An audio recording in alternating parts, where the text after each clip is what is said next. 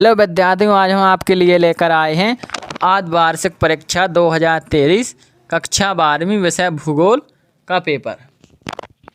तो आपकी आधवार्षिक परीक्षा होने वाली है, उसका भूगोल का पेपर किस प्रकार रहेगा, कितने अंक रहेंगे, किस प्रकार प्रश्न पूछे जाएंगे और आपको किस प्रकार उन पेपरों को हल करना है, उन क्वेश्चनों को बिल्कुल रट लेना है, मैं आपको बताऊँगा। और कौन कौन से क्वेश्चन बिल्कुल आपके पेपर में रखे हुए मिलेंगे वो आप यहाँ पर देख सकते हैं।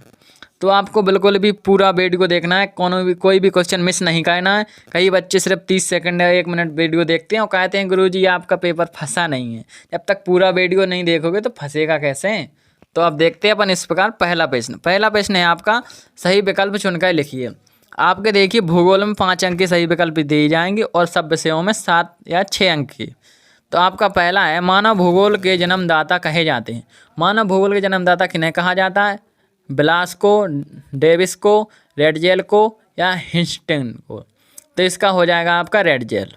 दूसरा है, एशिया महाद्वीप में सबसे अधिक जनसंख्या वाला देश। तो आपको जो एशिया महाद्वीप में उसमें सबसे ज़्यादा जनसंख्या कौन से देश में है आपको बताना है। पहला है भारत, दूसरा है चीन, तीसरे पे है जापान, चौथा है बांग्लादेश। तो आपको बताना है, पहले 2011 की जनगणना के अनुसार इसका आंसर हो जाएगा चीन। लेकिन आगे यदि वर्तमान में पूछे एशिया महाद्वीप की सबसे ज़्यादा जनसंख्या कौन से देश में है, तो उसका ऑप्शन नंबर भारत। क्योंकि भारत एशिया में ही नहीं बल्कि दुनिया में जनसंख्या की दृष्टि से पहला देश हो गया है। अब देखते अपन आगे। देखिए आपका इसमें आगे है, तीसरा है, निम्नलिखित में से कौन से देश स्थिर जनसंख्या वृद्धि वाला देश है? इसका आंसर हो जाएगा आपका न्यूजीलैंड। अब देखिए आपका यहाँ पर है, चौथा है, निम्नलिखित में से कौन सा या कौन सी रोपण फसल नहीं है? सो आपको इसमें बताना, रोपण फसल का मतलब होता है जिसके पौधे नहीं बोए जाते, बीज बोया जाता है। जैसे कॉफ़ी के पौधे लगाए जाते हैं, गन्ना का पेड़ लगाया जाता है, गेहूं के बीज बोए जाते हैं, रबड़ के भी पौधे लगाए जाते हैं। इसका आंसर हो जाएगा आपका गेहूं, क्योंकि गेहूं के बीज खेत में बोए जाते हैं, ना कि इसके पौधे लगाए जाते हैं। अब देखते हैं आपका पाँचवा है, किस प्रकार की किसी में खट्टे रसदार फलों की कृषि की जाती है?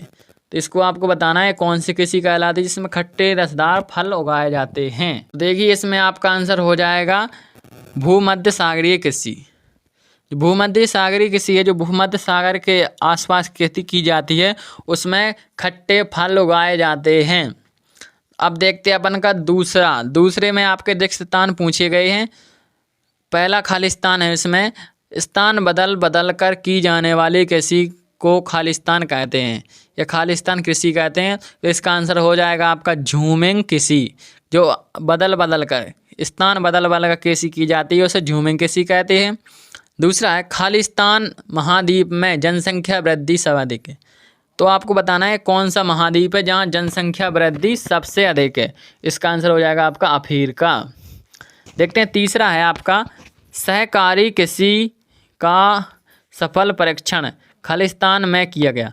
तो आपको ये बताना है, जो सहकारी कृषि होती है उसका परीक्षण किस देश में किया गया? तो इसका आंसर हो जाएगा डेनमार्क। यहाँ पर देखिए आपका लिखा है डेनमार्क। अब देखते हैं आपका चौथा है, पशुओं को पालकर उनके भोजन व अन्य कृषि सामग्री प्राप्त करना खालिस्तान है।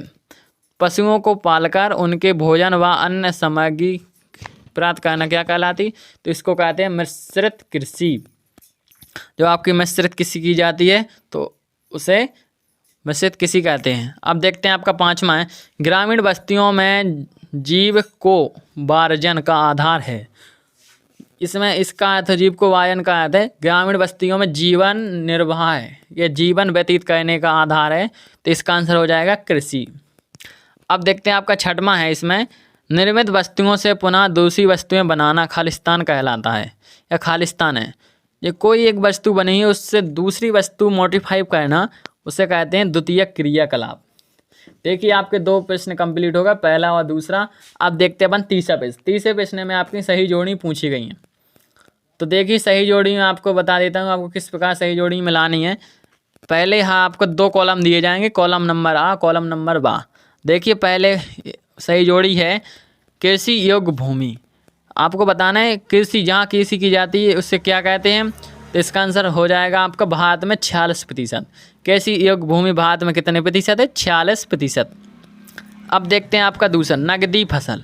नकदी फसल से आशा है जिससे तुरंत बेचने के बाद पैसा मिलता है, तो उसे कहते हैं कपास। तीसरा देखिए चावल का कटोरा। चावल का कटोरा किसे कहा जाता है? तो चावल का कटोरा कहा जाता है छत्तीसगढ़ राज्य को।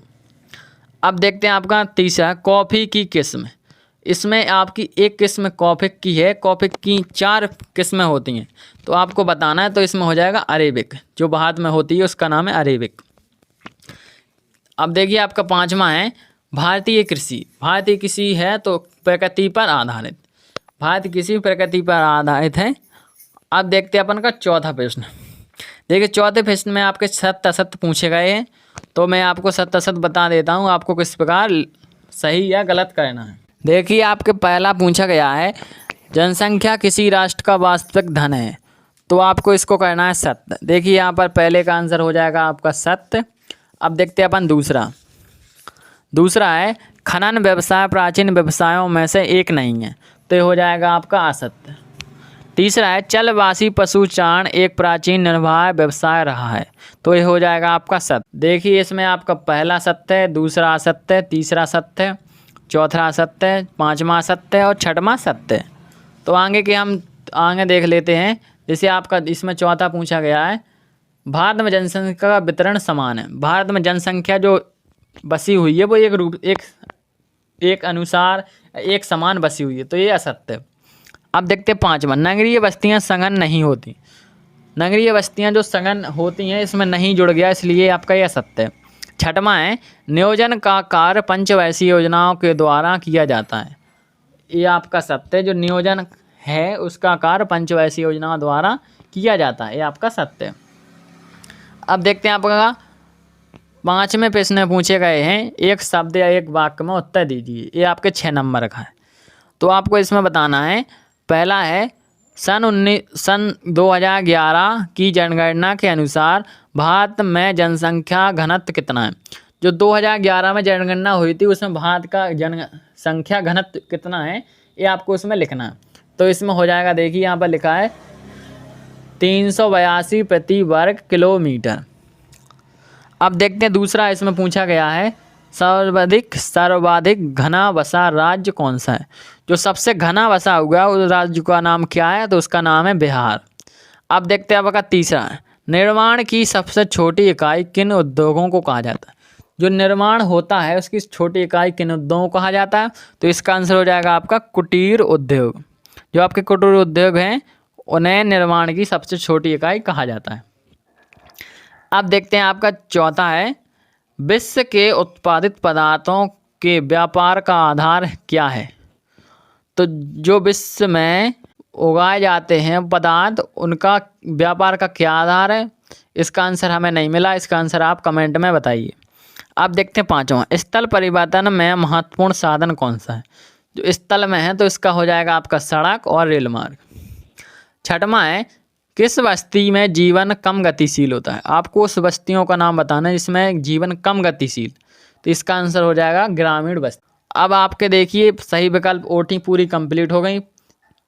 अब देखते हैं अपन छठवां प्रश्न। छठवां प्रश्न देखिए यहाँ से आपके 2 नंबर के प्रश्न स्टार्ट हो जाएंगे।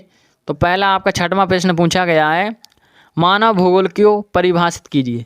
तो मानव भूगोल उसकी आपको यहाँ पर परिभाषा लिखनी है 2 नंबर में। अथवा है मानव भूगोल के अर्थ को समझाइए। अथवा में आपको मानव भूगोल का क्या अर्थ होता है उसको आपको बताना है। अब देखिए आपका है 7वां जनसंख्या के वितरण का क्या तात्पर्य है। जो जनसंख्या वितरण है उसका क्या तात्पर्य है। अथवा है जन्म दर किसे कहते हैं। आपके 7 प्रश्न कंप्लीट हो गए। आप देखते हैं अपन इसके आगे। देखिए यहाँ पर है 8वां प्रश्न आपका पूछा गया जनसंख्या विस्फोट से क्या आप समझते हैं।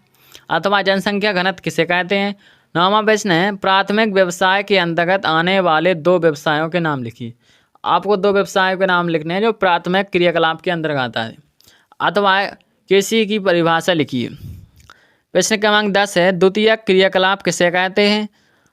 अब देखिए अथवा तृतीयक सेवा के उपप्रकार कौन कौन से हैं। 11वां प्रश्न है क्रमांक है कार्यरत जनसंख्या से आप क्या तात्पर्य है। जो कार्यरत जनसंख्या है उससे क्या तात्पर्य है, इसमें आपका पूछा गया है। अब देखते हैं आपका यहाँ पर अथवा है जनसंख्या वृद्धि से आप क्या समझते हैं। और देखिए आपका 12वां है, मानव बस्ती किसे कहते हैं। अब देखिए आपका 8वां है 12वें का, ग्रामीण बस्तियों में किस प्रकार के क्रियाकलाप होते हैं। जो ग्रामीण बस्तियाँ हैं उनमें किस प्रकार के क्रियाकलाप होते हैं आपको बताना है। अब देखते हैं आपका यहाँ पर 13वां प्रश्न है, नमक प्राप्ति के स्रोत कौन कौन से हैं। नमक कौन कौन से मतलब किस किस से प्राप्त होता है, स्रोत का मतलब वही है। अब देखते हैं आपका 8वां है, मैंगनीज को जैक ऑफ ऑल ट्रेड क्यों कहा जाता है। 14वां प्रश्न है, जैवोपार्जन कृषि क्या है, इसकी विशेषताएं लिखिए। अथवा रोपण कृषि की विशेषताएं बताइए। जो आपकी रोपण कृषि है उसकी आपको विशेषता बताने। 15वां प्रश्न है, यहाँ से देखिए आपके 3 नंबर के प्रश्न स्टार्ट हो गए। 15वां है, लौह इस्पात उद्योग को आधारभूत उद्योग क्यों कहा जाता है। अथवा है, परिवहन के महत्व को समझाइए। 16वां प्रश्न है, भारत की जनसंख्या की सामान्य परिभाषाएं बताइए। अथवा है, ग्रामीण और नगरीय बस्तियों में अंतर बताइए। जो ग्रामीण बस्ती हैं और नगरीय बस्ती हैं आपको उनमें अंतर बताना है। देखिए आपका 17वां प्रश्न है, जल की समस्या के क्या कारण, मतलब जो जल की समस्या है उसके कारण आपको बताना है। अथवा है, पूर्वी भारत में जूट उत्पादन अधिक होता है क्यों। 18वां है आपका, हरित क्रांति पर प्रकाश डाली। इसमें आपको हरित क्रांति के बारे में बताना है। अथवा देखिए, भारतीय कृषि की समस्याएं लिखिए। जो भारतीय कृषि है उसकी क्या समस्या है इसको आपको इसमें बताना है। अथवा है, प्रश्न क्रमांक 19वां, विश्व के सीमाकार मानचित्र में निम्नलिखित को दर्शाइए। आपको विश्व का मानचित्र दिया जाएगा। देखिए इसमें आपका 10 नंबर का नक्शा भी आपका पूछा गया है और हर साल ये पूछा जाता है, इसलिए आप बिल्कुल तैयार रखिए कि आपको नक्शा किस प्रकार भरना है, नहीं तो आपके 10 नंबर कट जाएंगे। तो आपका देखिए पेरिज प्रदेश, पनामा नहर, कर्क रेखा, ट्रांस साइबेरियन रेल मार्ग, केपटाउन, ये आपको विश्व के नक्शा भरना है। अथवा देखिए भूमध्य रेखा, सहारा मरुस्थल, हिंद महासागर, ब्राज़ील का पठार और सुएज नगर। अब 20वां है, प्रश्न क्रमांक 20वां, भारत के मानचित्र में निम्नलिखित को दर्शाइए। तो आपको भारत का मानचित्र और विश्व का मानचित्र दोनों पेपर में दिए जाएंगे। आपको इसमें दर्शाना है अरावली पर्वत श्रृंखला, थार मरुस्थल, मुंबई, दिल्ली, डल झील। अथवा में है कच्छ की खाड़ी, नर्मदा नदी, खंबात की खाड़ी, नीलगिरी और चाय उत्पादक क्षेत्र। मैं आपको नक्शा भरना एक अलग से वीडियो बनाऊंगा, उसमें आपको सभी नक्शा भर के बताऊंगा। इस प्रकार आपका पूरा पेपर हो गया है। अब आप इसी को रट लीजिए बिल्कुल।